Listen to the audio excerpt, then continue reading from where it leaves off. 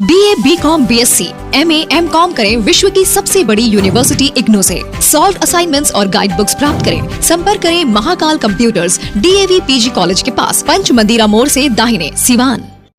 चलिए नमस्कार, स्वागत है मेरे चैनल में और मैं हूं आपके साथ यूनुस। देखिए विजुअल खूबसूरत दिखाई दे रहा होगा। बहड़िए से आप बिलोंग करते हैं तो बिल्कुल आप अगर इस गांव में आए होंगे तो इस खूबसूरती नज़ारा को देखे होंगे। देखिए जो ये बिल्डिंग दिखाई दे रहा है ना, खूबसूरत ये मज़ार है। एक मज़ार है, अंदर का जो ये नज़ारा है, ये गुम्बज है। देखिए शीशा से और लाइटिंग से इसको कितना खूबसूरत बना दिया गया है, आप देखेंगे तो सन्न रह जाएंगे। ये बहड़िया विधानसभा के अंतर्गत में आता है। तमाम ऐसे लोग हैं जो कि मुस्लिम समुदाय के लोग हैं, इसमें हिंदू भी समुदाय के लोग हैं। और यहाँ पे जो मदरसा एजुकेशन होता है ना, यहाँ पे बच्चों को जो छोटे छोटे बच्चे उनको तालीम दिया जाएगा। बहुत पहले मदरसा चलता था, लेकिन अगेन इनको देखते हुए फिर इनको शुरू किया गया है।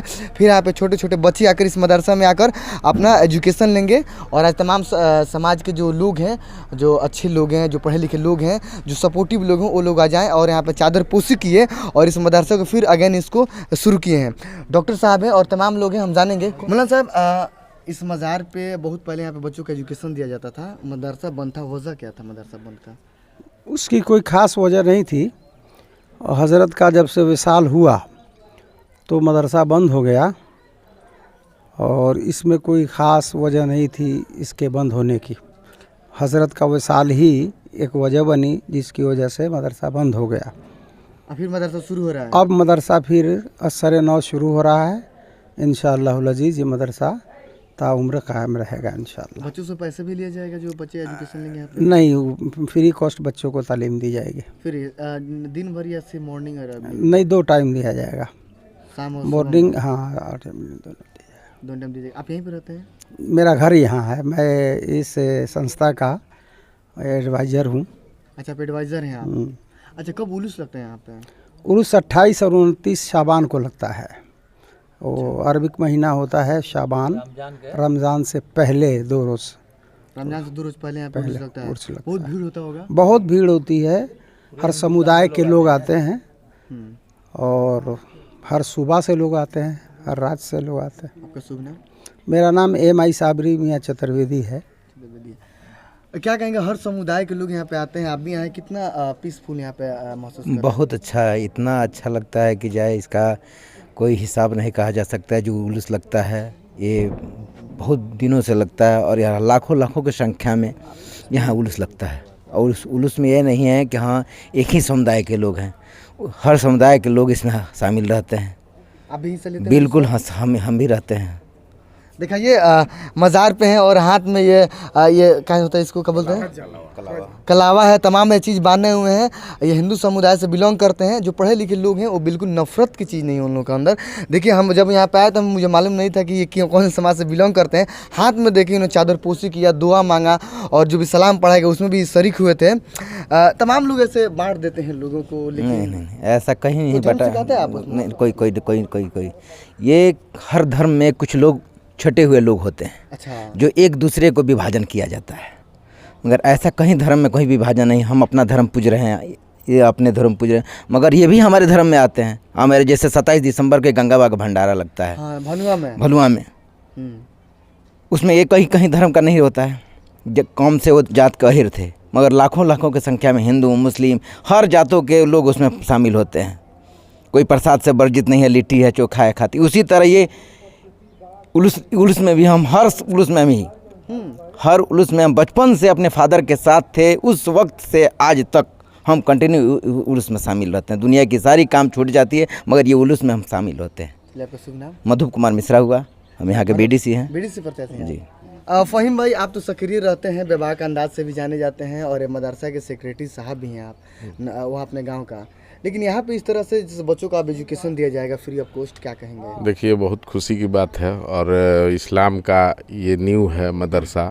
यहाँ से हमारे माशरे की मने तरफ एगो बहुत अच्छा संदेश जाएगा और मदरसा से बच्चों को शिक्षा मिलेगा। जो बच्चे दबे कुचले हैं, गरीब गुरबा के बच्चे हैं, जो शिक्षा से वंचित रह जाते हैं, इस्लामिक शिक्षा को नहीं जानते, जो हमारा बेस है, उसके लिए बहुत शानदार चीज़ है। हम लोग काफ़ी खुश हैं इसके इफ्तिताह से।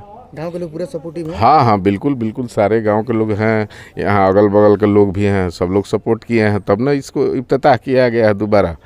अच्छा, क्या कहेंगे जो अगल बगल गाँव के लोग अगर इस तरह से नहीं सोच पाते हैं कि बच्चों के एजुकेशन नहीं गाँव में? सोचना तो सबको पड़ेगा एक न एक दिन। अच्छा। आप कहाँ जाइएगा, आप इस्लामिक शिक्षा आपको चाहिए तब आपका माशरा बढ़िया बनेगा, नहीं होगा तो नहीं हो पाएगा। धीरे धीरे सब लोग सोचेगा इस तरह का काम हर गांव में होगा। शुरुआती शिक्षा हमारा जरूर दिया जाएगा बच्चों को। आपका शुभ नाम? फ़हीम आलम। मैं मोहम्मद असलम अंसारी। कहना ये है कि किसी भी कौम के लिए एजुकेशन बहुत ज़रूरी है। ये मदरसा मोहम्मद रसूलुल्लाह सल्लल्लाहु अलैहि वसल्लम का ये घर है मदरसा। इसी मदरसे में पढ़ने के बाद अगर हम नमाज पढ़ने जाते हैं तो मुकम्मल होता है। सभी अरकान हमको बताए जाते हैं और उस अरकान के मुताबिक हम नमाज पढ़ते हैं। अगर हमको दीनी तालीम नहीं मिलती है, बच्चों को दीनी तालीम अगर नहीं दी जाती है तो नमाज मुनासिब नहीं है उसके लिए। नमाज पढ़ने के लिए मदरसे की ज़रूरत है। रसूलुल्लाह सल्लल्लाहु अलैहि वसल्लम की जो घर है मदरसा, वहाँ से चलकर अगर हम मस्जिद में जाते हैं नमाज पढ़ने के लिए तो हमारी इबादत कबूल होती है। और हाँ, इसलिए बच्चों को बहुत ज़रूरी है और उन लोगों को हाफिज बनाना और दीनी तालीम देना। तभी जाकर के बच्चे इस्लाम के अरकान को समझेंगे और वो अपनी नमाज अदा करेंगे और अपनी इबादत करेंगे। डॉक्टर साहब, आज आप लोगों ने चादर पोशी किया, तमाम लोगों के साथ बैठकर बैठक भी किया यहाँ पे, क्या कहेंगे इस तरह से जो बच्चों को एजुकेशन दिया जाए यहाँ पे? देखिए, सबसे पहले तो इनुस बाबू आपके चैनल को और आपको मैं शुक्रिया अदा करना चाहता हूँ, और आपके चैनल के माध्यम से जितने लोग इस वक्त के नज़ारे और मंज़र को देखेंगे उनको भी मैं शुक्रिया अदा करना चाहता हूँ। सबसे पहले मैं ये बता दूँ कि हम लोग कहाँ खड़े हैं। हम लोग खड़े हैं हाजी हसरत अली शाह वारसी के दर पे, उनके चौखट पे हम लोग खड़े हैं और आज आए हुए हैं। आज इस बुजुर्गाने दिन के रोज़े पे हम लोगों ने चादर पोशी किया, और ये चादर पोशी करके आज एक कोई इब्तदा की बात नहीं कही जाएगी, क्योंकि आज दूसरी शुरुआत है। जब हज़रत हाजी हसरत अली शाह वारसी यहाँ रहा करते थे, उस समय वो बच्चों को अपने मदरसे से तालीम दिया करते थे, और उनके विशाले के बाद, उनके वफ़ात के बाद ये काम बंद हो गया। तो इतने दिनों तक बंद रहा, जो हम लोगों के लिए अफसोस और दुर्भाग्य की बात है, बदनसीबी की बात है कि हम लोग के बच्चे इस मदरसे से तालीम नहीं ले सके थे। अब सभी लोगों ने ये राय किया और सब गांव वालों की ये मशवरा हुई, और जो हम लोग सब लोग बैठे तो सब लोगों ने यही मशवरा किया कि नहीं, यहाँ पर तालीम का जो सिलसिला पहले चल रहा था उसको फिर से शुरू किया जाए, और उसी के तहत यहाँ पर इस चादर पोशी के बाद इस तालीम की शुरुआत करने का इरादा बना है और तालीम का शुरुआत किया जा रहा है। दूसरी बात यह है कि मदरसे बहुत हैं, बहुत जगह मदरसों में पढ़ाइयाँ हुआ करती हैं, तालीम दिया जाया करता है। तो ये मदरसा है और यह एक संस्था के पास एक ट्रस्ट है, हाजी हसरत अली शाह वारसी ट्रस्ट के तहत ये मदरसा चलेगा। तो मुझे उम्मीद है जी, मुझे उम्मीद है कि इस ट्रस्ट के तहत इस मदरसे की उन्नति अच्छी होगी और यहाँ पर पढ़ाई अच्छी होगी, बच्चों को अच्छी तरह से तालीम दिया जाएगा। और एक और बात बता दें कि हम लोग जो ये सोचते हैं कि उर्दू ज़ुबान, अरबी ज़ुबान जो है सो इस्लाम का अपना ज़ुबान है, ये कहना हमारे लिए मुनासिब नहीं है, क्योंकि इस्लाम तो इंग्लिश से भी पढ़ा जा सकता है, इस्लाम को हिंदी में भी पढ़ा जा सकता है। आज हमारे मुक़द्दस किताब कलाम पाक की तर्जुमाए किताबें जो है सो हिंदी में भी हैं, इंग्लिश में भी हैं, लेकिन ये होती है कि सबके लिए एक ऐसा भाषा, लैंग्वेज और ज़ुबान होती है जो मुक़द्दस होती है। तो इस्लाम के लिए सबसे मुक़द्दस ज़ुबान जो है अरबी है, और मुसलमानों के लिए उर्दू हो जाती है। उर्दू कोई इस्लामिक भाषा नहीं है, यह एक भाषा है, जैसे संस्कृत है। हिंदू मज़हब के लिए संस्कृत एक मुक़द्दस भाषा है। हिंदी की जितनी ज़ुबानें हैं, हिंदी की जितनी अच्छी अच्छी किताबें हैं, संस्कृत में हुआ करती हैं। तो यह एक भाषा है, और जैसे हम लोग हिंदी भाषा को जानते हैं, इंग्लिश भाषा को जानते हैं, संस्कृत भाषा को जानते हैं, पर्शियन को जानते हैं, उसी तरह से उर्दू भी हमारी एक ज़ुबान है और अरबी भी हमारी एक ज़ुबान है। अरबी भी एक भाषा है, किसी मुसलमानों का कोई ठिका नहीं और हिंदुओं का कोई ठिका नहीं कि संस्कृत उन्हीं का है। संस्कृत मैं मैट्रिक 10वीं संस्कृत से पास किया हूँ, अच्छा। हम संस्कृत से पढ़े हुए हैं, मैं आपको ये बात बताना चाहता हूँ। और आपको ये भी बता दूँ कि आप देखे होंगे मुशायरे में एक से एक खूबसूरत शायर शायरा जो कि उर्दू ज़ुबान से अपने शायरी से सबको लुत्फ़ देते हैं, मज़ा देते हैं और एकदम तरबतर कर देते हैं, वो हिंदू हुआ करते हैं। तो कोई उर्दू किसी मुसलमानों की ठेकेदारी की ज़ुबान नहीं है, यह एक भाषा की ज़ुबान है और इसको सबको पढ़ना चाहिए। और हमारे लिए सबसे अहम है, चूँकि एक मुसलमान के नाते उर्दू हमको जानना ज़रूरी है, चूँकि हमारे मज़हब की जितनी किताबें हैं, जितनी ग्रंथें हैं, सभी ग्रंथें उर्दू ज़ुबान से, उर्दू भाषा में हैं, अरबी में है। तो हम अच्छी तरह से मुताला करेंगे जब उर्दू जानेंगे तभी। अर्थात हमारा अस्तित्व हमारे उर्दू ज़ुबान से है, हिंदुओं का अस्तित्व हिंदी ज़ुबान से है, अंग्रेज़ों का अस्तित्व इंग्लिश ज़ुबान से है, पारसियों का अस्तित्व पर्शियन से है। तो ये हम थोड़ा सा समझें कि कोई भाषा का ये बंटवारा किसी जाति धर्म से नहीं है। हर जाति हर धर्म के लोगों को हर भाषा को जानने की ज़रूरत है। हमारे वाजपेयी जी थे जो 17-18 भाषा का ज्ञान रखा करते थे, और हम लोग भी कोशिश करेंगे कि अपने पूर्व प्रधानमंत्री वाजपेयी, अटल बिहारी वाजपेयी के जैसे 18 भाषा के ज्ञानी बने। और हम सबसे यही गुजारिश करेंगे कि सभी बच्चे आएँ इस मदरसे में तालीम लेने के साथ साथ हज़रत जो हमारे बुजुर्गान दीन है इनकी दुआओं को भी लें, इनका असरात हमारे ऊपर रहे, जो हम इस दुनिया में अच्छी तरह से कामयाबी की तरफ जाएं। यही हमारी दुआएं हैं। सर, गार्जियन चाहते हैं तमाम लोग के बच्चे इंग्लिश पढ़े, हिंदी पढ़े, डॉक्टर बने, अभी डॉक्टर हैं, तो उन गार्जियनों को क्या कहिएगा? बिगनिंग में देना जरूरी है एजुकेशन? देखिए, मैंने एक बात कहा, इसमें सारी बातें आ जाती हैं।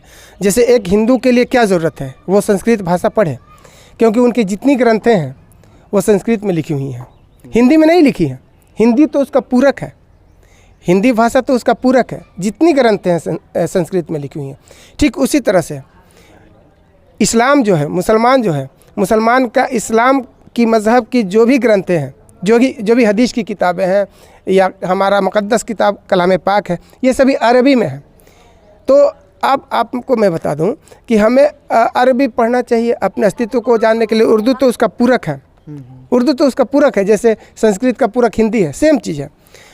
तो ये जो है सो ज़रूरी बनती है मज़हब को जानने के लिए। मजहबी किताबें जो है अरबी में है, मजहबी किताबें संस्कृत में है, पारसी में मजहबी किताबें पर्शियन में है। ठीक उसी तरह से एक डॉक्टर को बनने के लिए डॉक्टरी की जितनी किताबें हैं सब इंग्लिश में है। तो डॉक्टर बनने के लिए हमको इंग्लिश पढ़ना ज़रूरी है। तो क्या हम हिंदी नहीं पढ़ते हैं?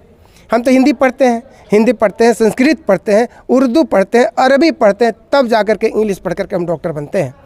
तो मैं आपको बता दूं कि डॉक्टर बनने के लिए, वो अंग्रेजी एलोपैथिक डॉक्टर बनने के लिए आपको इंग्लिश पढ़ना पड़ेगा, और यूनानी डॉक्टर बनने के लिए आपको उर्दू पढ़ना पड़ेगा। फिर आयुर्वेदिक डॉक्टर बनने के लिए आपको संस्कृत पढ़ना पड़ेगा, क्योंकि आयुर्वेदाचार्य जितनी श्लोकें हैं और जितना उनका जो भी चीज़ें हैं लिखी हुई हैं सब संस्कृत में लिखी हुई हैं। तो ये बात समझिए, इंग्लिश पढ़ना ज़रूरी नहीं है। हम समझते हैं कि इंग्लिश पढ़ना ज़रूरी है। जैसे हमको डॉक्टर बनने के लिए, अंग्रेजी डॉक्टर बनने के लिए इंग्लिश पढ़ने की ज़रूरत है, उसी तरह से आयुर्वेदाचार्य बनने के लिए संस्कृत पढ़ने की ज़रूरत है। उसी तरह से हमको यूनानी पढ़ने के लिए, हकीम बनने के लिए, हिकमत करने के लिए उर्दू पढ़नी पड़ेगी। और ज़िंदगी जीने के लिए हमारा अपना जो लोकल भाषा है वो पढ़ना पड़ेगा। इस्लाम में शामिल रहने के लिए, मुसलमानियत को कंटिन्यू करने के लिए, इस्लाम को कंटिन्यू करने के लिए हमको उर्दू और अरबी पढ़ना पड़ेगा। एक हिंदू को अपने हिंदुत्व को कंटिन्यू करने के लिए उन्हें संस्कृत और हिंदी पढ़नी पड़ेगी। और हम सब मिल कर के सभी भाषाओं का ज्ञान हासिल करते हैं, किसी का कोई ठीके की बात नहीं होती है। तो आप ये जानिए कि जो इस तरह का सोच रखता है आगे हमको इंग्लिश पढ़ना है डॉक्टर बनने के लिए, अरे भाई तो पहले जियोगे तब तो डॉक्टर बनोगे। तुमको जीने के लिए अगर हिंदू हो तो हिंदी और संस्कृत पढ़नी पड़ेगी, और मुसलमान हो तो उर्दू और अरबी पढ़ना पड़ेगा। तो ज़िंदगी जियो, ज़िंदगी बनाओ, ज़िंदगी को कामयाब करो, इसमें सारी चीज़ें हो जाएगी। पहले उर्दू अरबी पढ़ो, अगर मुसलमान हो तो हिंदी संस्कृत पढ़ो, अगर हिंदू हो तो, और तब डॉक्टर बनो, चाहे आयुर्वेदाचार्य बनो या हकीम बनो या एलोपैथिक डॉक्टर बनो या होम्योपैथ डॉक्टर बनो, ये बाद की बात होती है। ये हमारी सबसे गुजारिश है कि सब लोग इस बात पर गौर करें और पहला तालीम जो है वो ज़रूर लें। लोग आए हैं बड़हरिया के, आप तो गांव के लोग तो हैं ही, लेकिन बड़हरिया के इर्द गिर्द के लोग आए हैं। यहाँ पे नौजवानों का भी सपोर्ट मिल रहा है इस मदरसे को लेकर। बच्चों में कितना इम्प्रूवमेंट होगा? बच्चों का देखिए, सबसे पहली बात है कि जो हाजी बाबा हज़रत अली साहब वारसी जो थे वो हम लोग से काफ़ी करीबी रह चुके हैं और उनकी ख्वाहिश थी कि तालीम दी जाए गरीबों को, जो गरीब असमर्थ हैं, जो अपने पढ़ाई लिखाई नहीं कर पाते हैं, उनको पढ़ाई लिखाई करने के लिए हम उसका व्यवस्था करें। तो अपने हयात में वो बहुत दिनों तक चलाए, उसमें हम खुद उनके साथ शामिल रहते थे, ठीक है, उस ज़माने से। लेकिन बाद में 2005 में जब उनका वसाल हो गया, वो जब पर्दा कर गए, तो 2007 तक हम लोग चलाए। लेकिन कुछ अब मुरीदों का सब ये सिलसिला था, तो उसमें तो अनबन थोड़ी सी हुई, तो ये थोड़ा डिस्टर्ब हुआ। लेकिन हम लोग फिर इसको हम लोग बाबा हज़रत अली साहब वारसी के एक ट्रस्ट बनाए हम लोग, और ट्रस्ट में हम जनरल सेक्रेटरी हैं।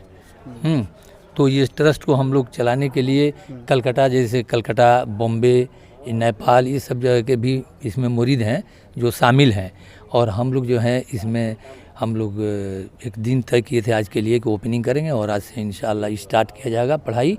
और बच्चे भी थे, पढ़ रहे थे, लेकिन चूँकि 5 बजे सुबह से आए थे, 8 बजे चले गए, वो सब नहीं रुक पाए। मेरा नाम अब्दुल रशीद अंसारी।